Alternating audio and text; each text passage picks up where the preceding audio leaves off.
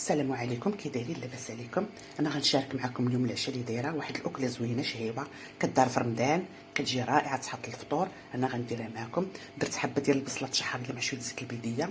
غنحتاج ليها 2 حبات ديال البطاطا على حسب الافراد ديال العائله. دقتها قبيله باش يحيد من داك المشا، وفلفله حمراء وفلفله خضراء. نشحروا بعدا البصله وغنشوف.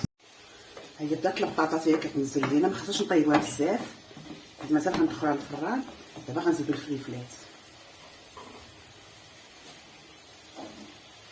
وديك الحمراء غتعطيها واحد اللون زوين بزاف. حركو غير بشويه،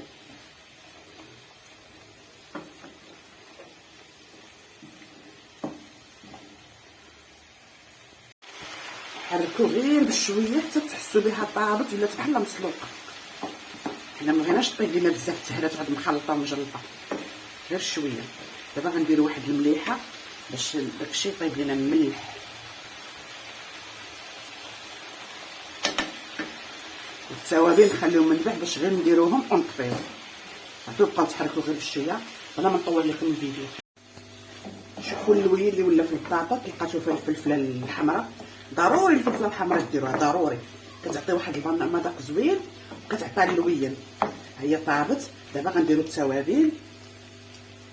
درنا الخرقوم البلدي ودرنا داك الخرقوم البلدي ودرنا البزعه ودرنا الفلفله الحلوه ودرنا الفلفله حاره ديك سميتها السودانيه ودرنا شويه الكمون ودرنا شويه السكينجبير. كلشي شويه شويه شويه شويه. دابا غنطفيو عليها وغنصايبو داكشي البيض باش نديرها في الفران، حيت عندي المقله صغيره بغيت ندير شويه تيسه.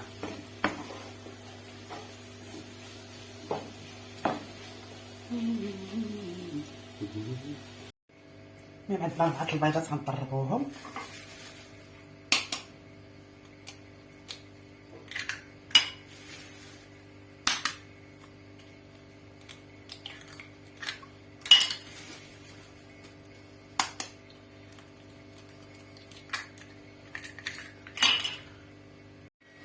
ونزيدو عليهم شويه الحليب حيت ما جبتش دارهم بالسوس.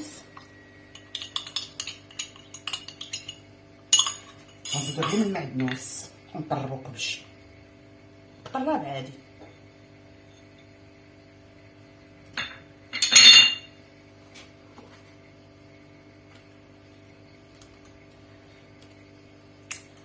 غنبقاو عليهم هكا تيطربوا لينا.